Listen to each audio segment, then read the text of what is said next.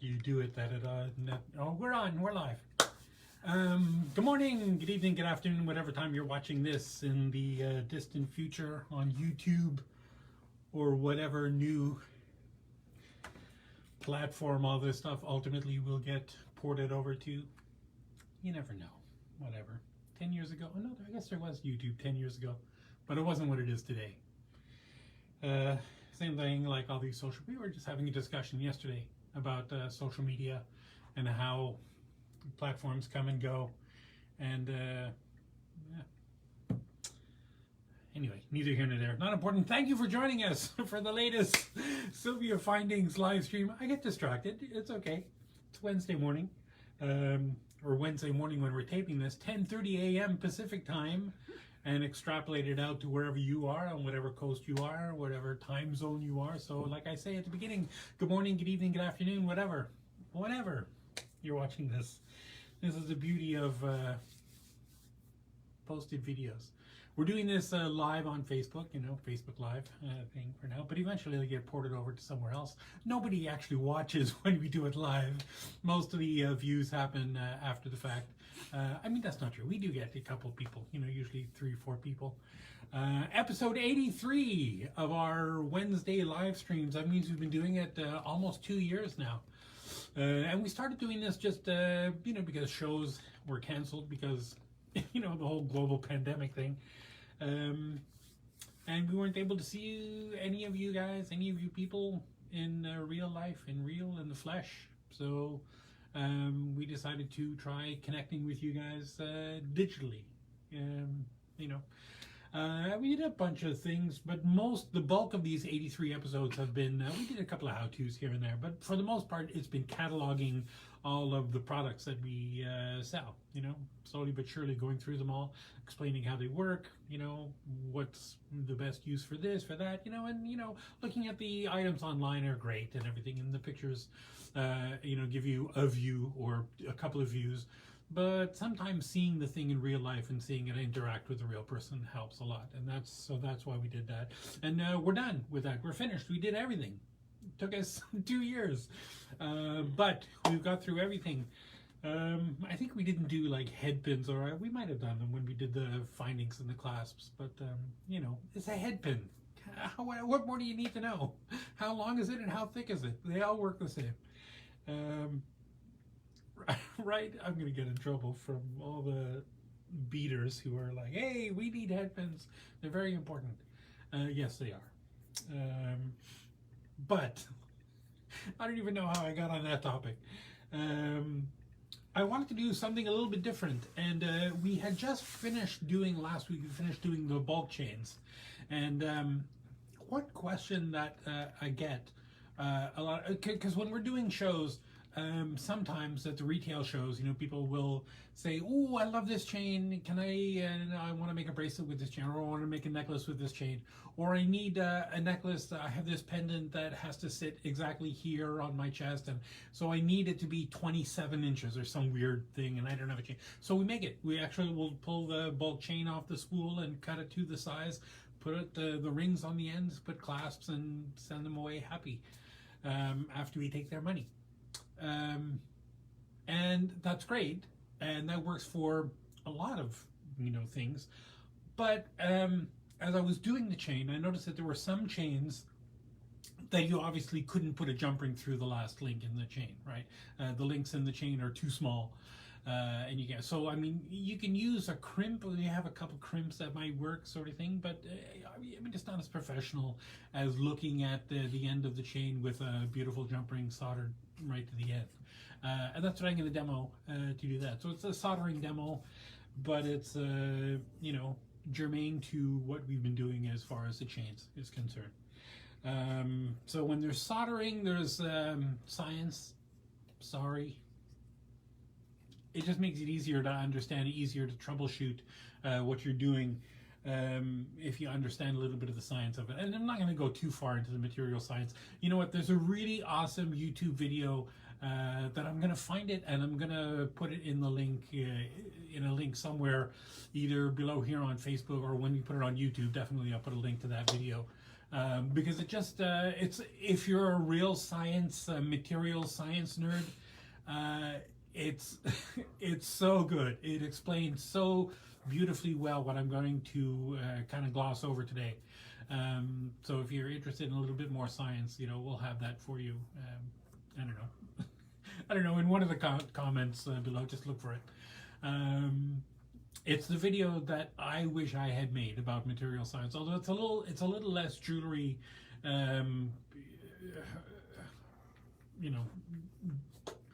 It's a little less about jewelry, a little bit more about just the material science of melting and recrystallization and all the stuff I'm going to talk about.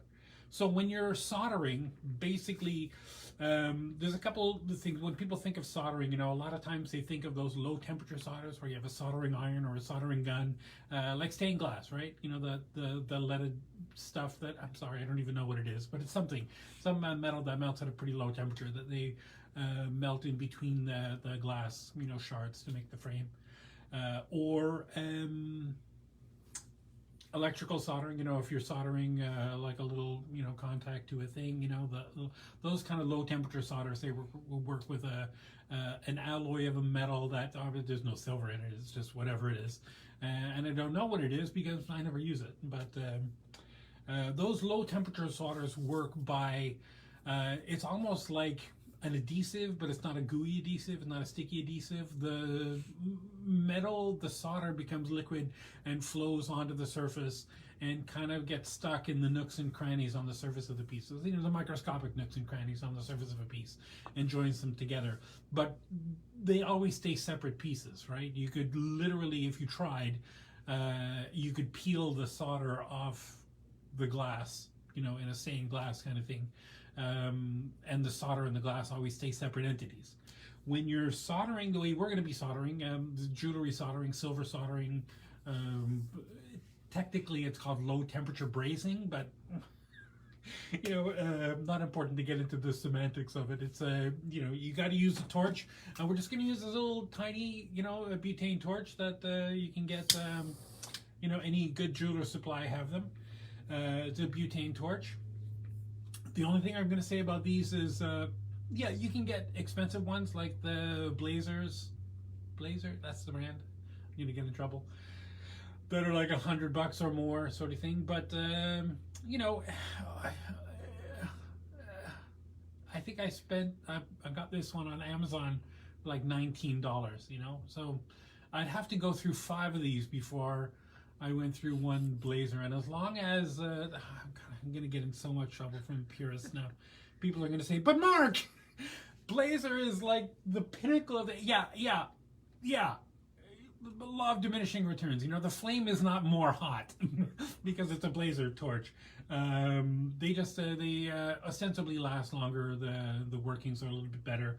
The thing that dies first on these things, I've found, as long as you use good butane, and you're thinking butane is butane, right? Well, yes and no.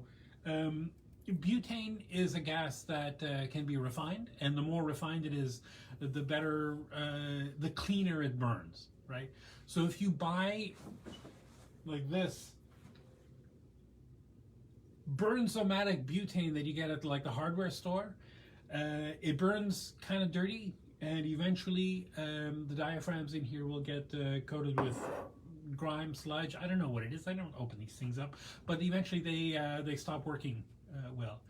But the things that I find die in these most often, or most quickly, is there's a little piezo sparker. There's a little thing like piezo is just a technology that uses or that transfers kinetic energy into electrical energy. Like, never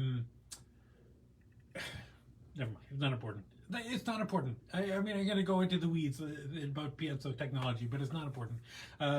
So this just uses a little clicking noise to make a spark, right? As you're pushing this in, gas starts coming out, and you can adjust the, how much gas comes out. But there's, at the bottom of this, I think you probably can't see, the bottom of this little white thing, there's a little, wire that comes up.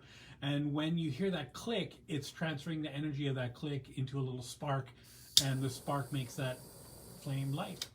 That's it. No batteries, no nothing. You don't need to have a thing. So when that piezo thing dies, and that'll die like within a year, they don't last long for some reason. You can just use a little, use a lighter, and they last. I've had torches like this forever, that have lasted years and years. I think I had one torch like this that was like 10 years old that was still going strong, so it's not, my point is, people don't get into soldering because they think, oh my gosh, it's all this gear I've got to buy and it's all this expensive stuff, and it's really not. You can buy a good little butane, and as long as you're not soldering huge things, right? Obviously the bigger the pieces, the bigger the torch you need to have, for reasons that I'll explain later. But for small things like what we're doing here, this is fine.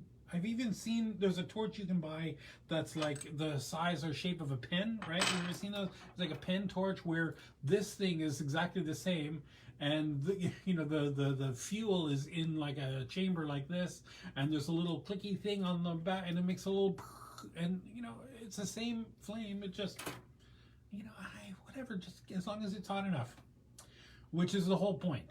Because when you are silver soldering, low temperature brazing, whatever you want to call it, the point of what you're doing is not necessarily to melt the solder, although it is going to melt, but like the low temperature solders, the whole point is just melting the solder, getting the pieces hot so the solder flows against it and gets nice and sticky, and then cools down, and great.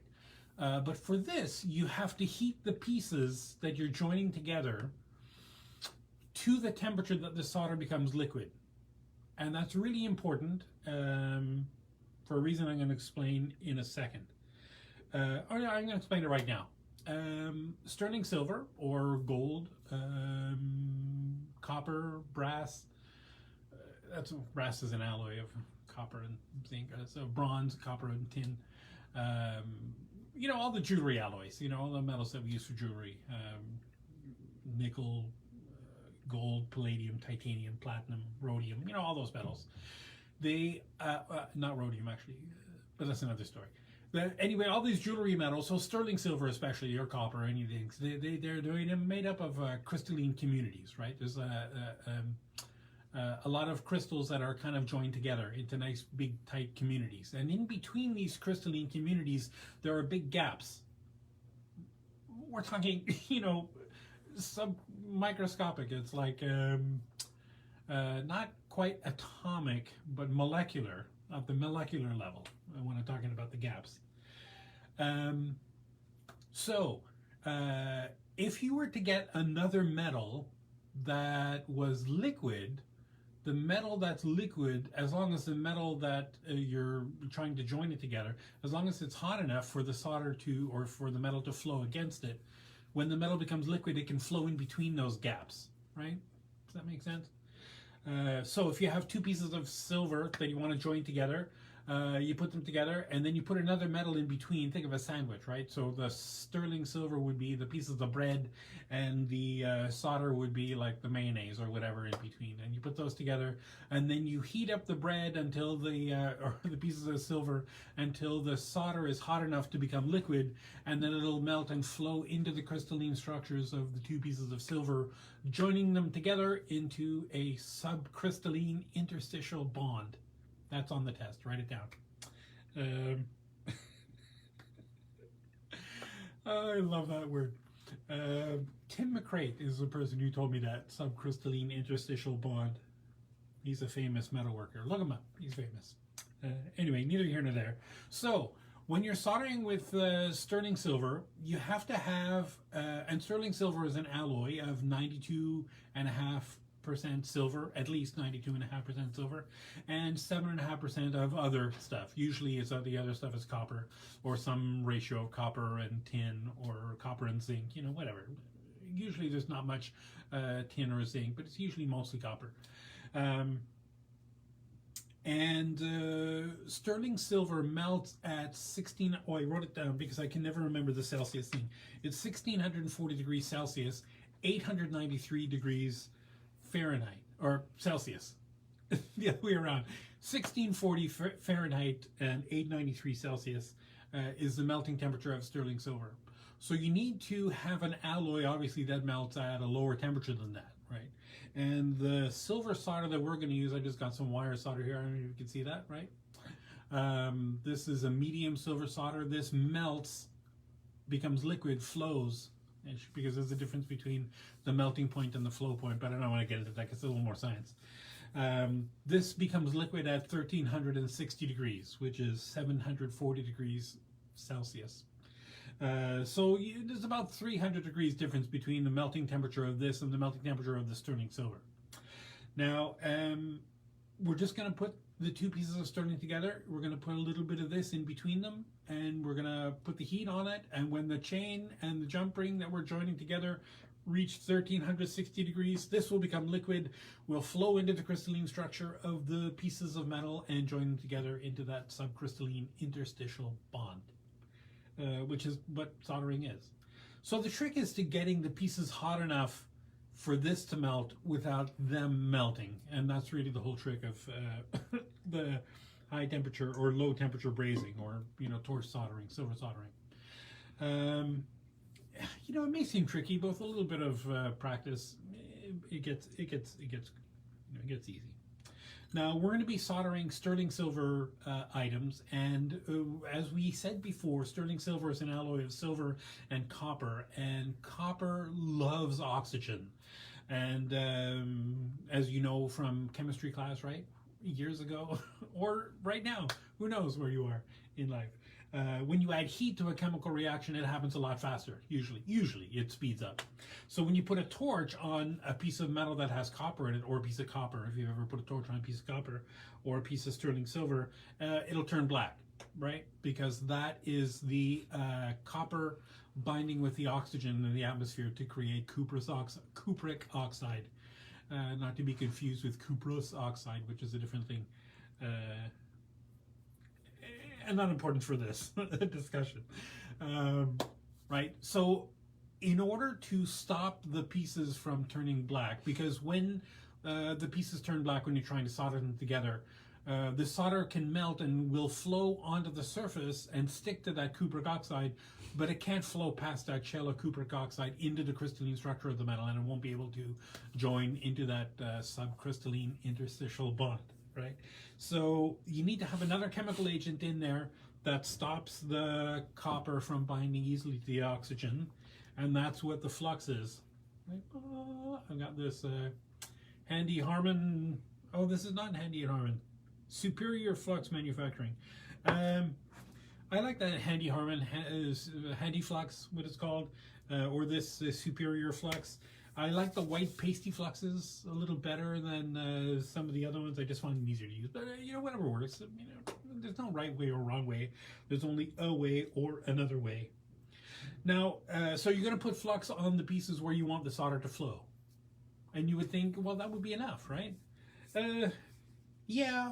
The problem with soldering chains with the little tiny links is the links are, if they're too small for a jump ring to be able to go through them, then they're really, really tight and close together. And it's really, really super difficult, nigh impossible, to heat just the first link, right, to the temperature that the solder will melt and flow against it.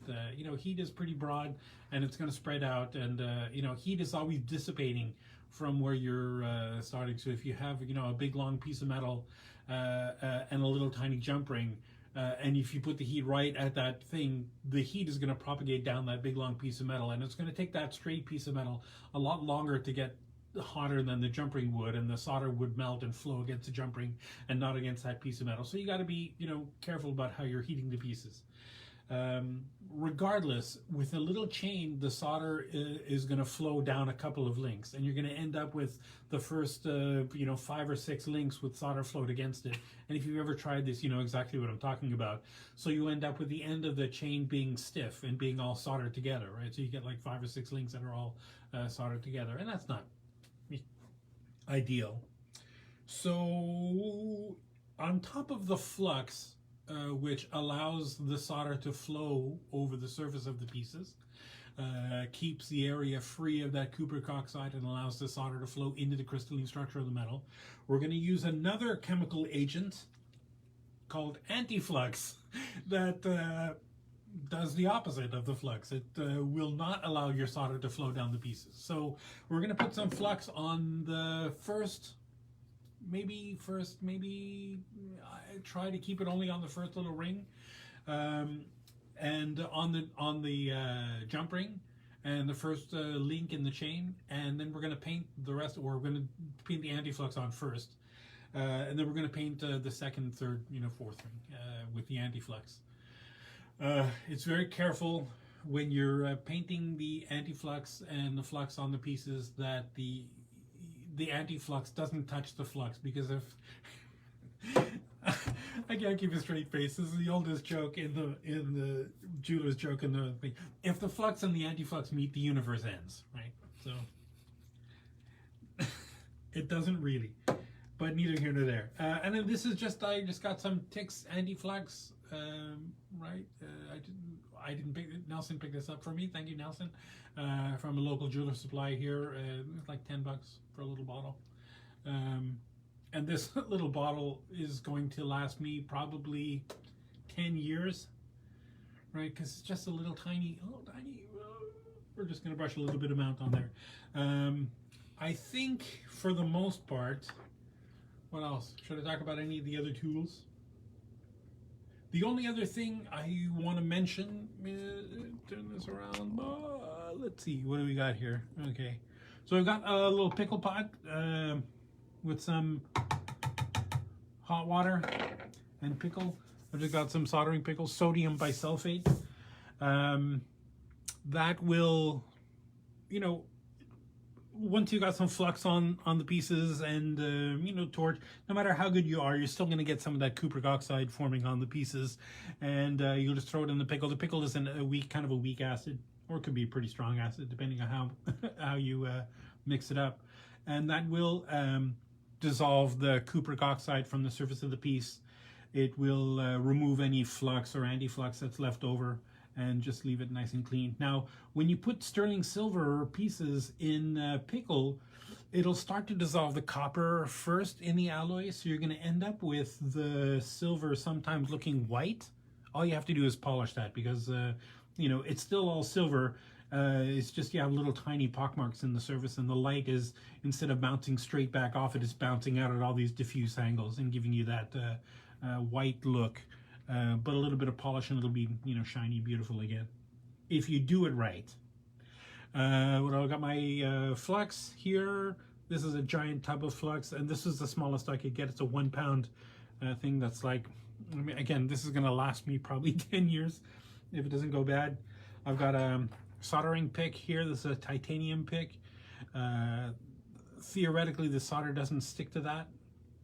I say theoretically because anybody who's ever done any jewelry making will know, yeah, the solder will still stick to that. That's a little bit too clean. Let me dirty that up a bit.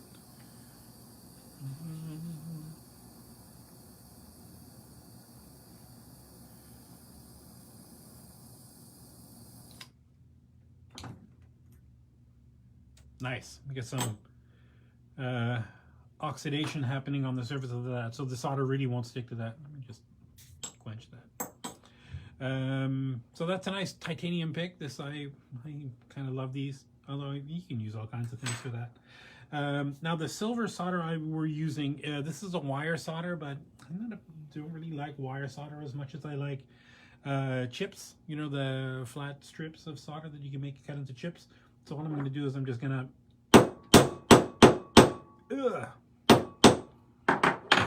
hammer that into a little flat edge so I can cut a little chip off there. And it's not going to take much. I'm going to cut a little piece. That's probably way bigger than I need it to be. Where did my chip solder go? Oh, no. Dress rehearsal. There we go. There's a little piece of solder. Okay, now let me turn this around so that I can make this be really small.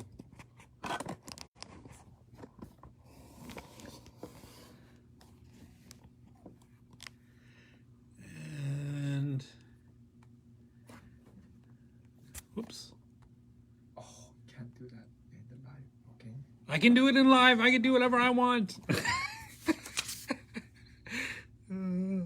Oh, very good.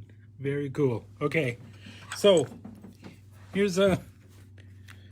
You can tell me if I'm getting in the way of the thing that I'm trying to. I drew these little lines so that I would know to stay inside them. So here's my little chain.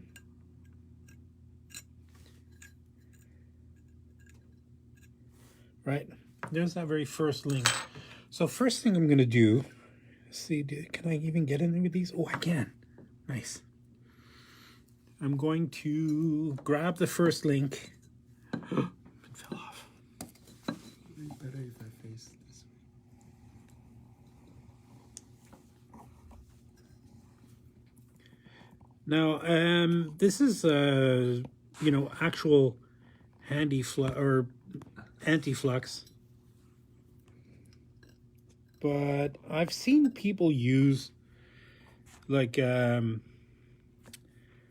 correction fluid, you know, like the little bottles of white correction fluid.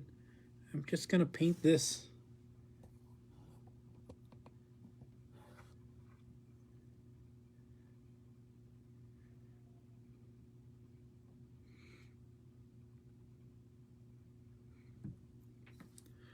on everything but the first one.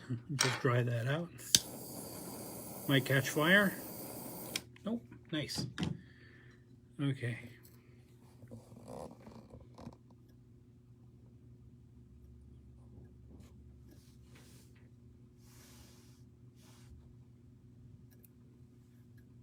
Boop, boop.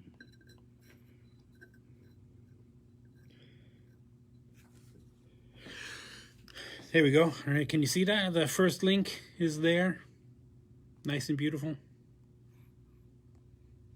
Yes? No? I'm pretty far away with that phone, Nelson. That's pretty good. And I've got my little chip of solder. Then I'm just going to slide underneath there. And I've got my jump ring. Now, here's a trick. You know, if you don't want the jump ring to get soldered closed, like maybe I want to have the opening on this, you know, jump ring. I always like to put the opening perpendicular to the plane of the chain, just because the, you know, the clasp will pull this way on it.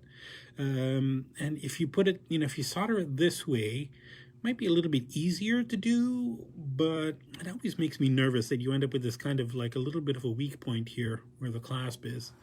Whereas if I just do it sideways, that'll still work.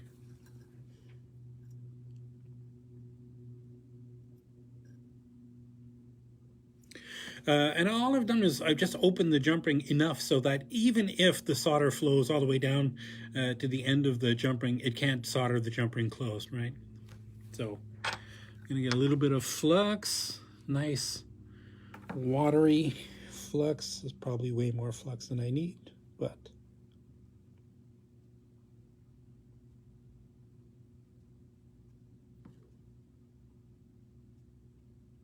that looks like it's all together.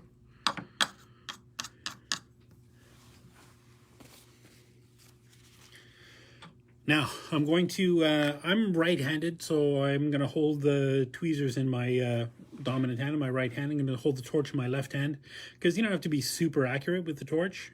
I mean, you kind of do, but not like super pinpoint accurate. I'm just going to lock that open. I'm going to move my heat up. There's the solder. You can see that chain is getting hot enough already. You see that jump ring turning white. It's almost ready. Almost there it is. That's it. You just see the solder, when it reaches the right temperature, the solder just flows into all of the stuff. And, oh, we did this huge long video and it only took, you know, 2 seconds of soldering. Right? So let me just, I don't know if you could see that. And instead of having, you know, instead of having all of those first couple of links, because tell you what, let me take a piece of this chain and show you what it looks like if you don't put the anti-flux on there. What happens? Just cut a little piece of solder. And a little bit of flux.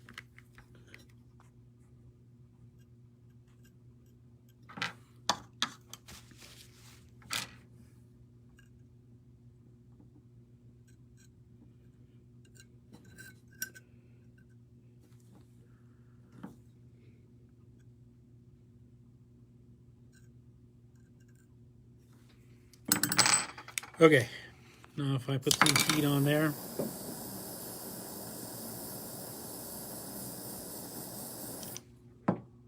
so the solder has melted.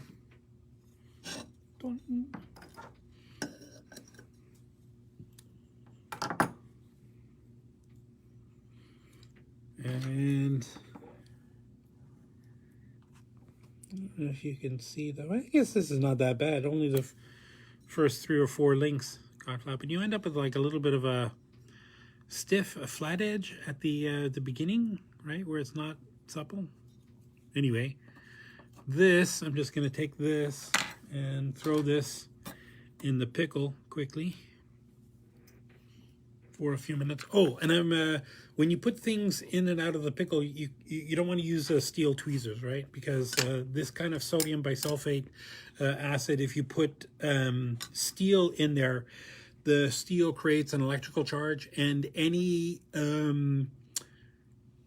copper molecules that are floating around in there, because this is dissolving mostly the flux, any anti-flux that's left on it, any copper that's on the surface of the sterling. So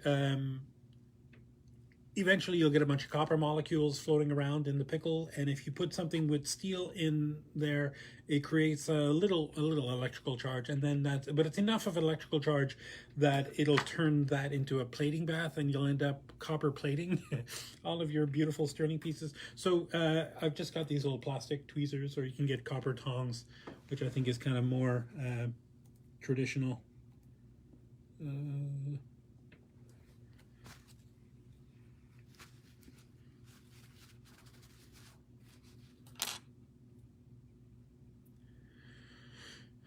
And that's that. I don't know if you can zoom in. You see how white that is now? I didn't bring anything to polish it. I could quickly polish it. Let me just close that jump ring.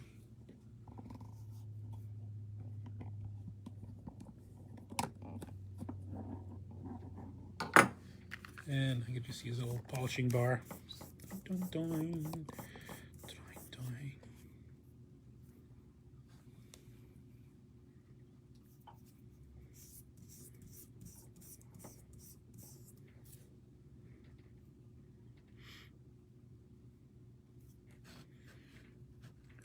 Let's get a real nice close-up of that, right? Can you see that?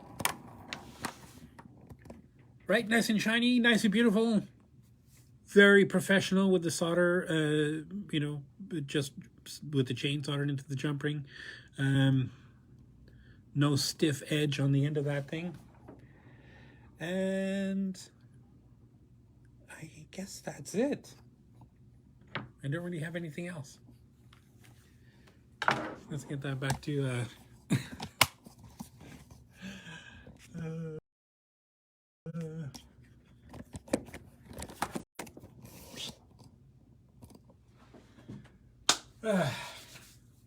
so that was it. All much ado about 2 minutes of actual soldering. And you know, I mean, that's going to be true for any soldering jobs you do. You know, most of it is set up, and you know, hopefully by the time you get around to actually turning the torch on, everything is set up and it's just going to work. And all you need is a few seconds of heat, you know, to make it all work. So if you're worried about chains that are too small to put jump rings through, don't be, right? I mean, there's always a way. Every jeweler has figured out in the past how to do things. Yeah, this is one of the oldest tricks in the book. And one that, you know, every chain that if you've ever bought finished chains from us, you know, every finished chain, they do this to it, you know. Yeah. So, so it seems a little anticlimactic, but that's it. Thank you for joining us this week on episode 83 of the SilviaFindings live stream. Next week, I'm going to do another little demo, and it probably will be also as anticlimactic. We'll do something with some resin and some of those commemorative jewelry items, because that's just so much fun. If I'm going to do demos, it's going to be stuff that I think is fun, right? And this, of course, soldering, I always love doing it because it's just so much fun. Science! I will see you next week. In the meantime, take care of yourself, take care of the planet, take care of your mental health, and have a great week. Take care. Bye-bye. I can make this.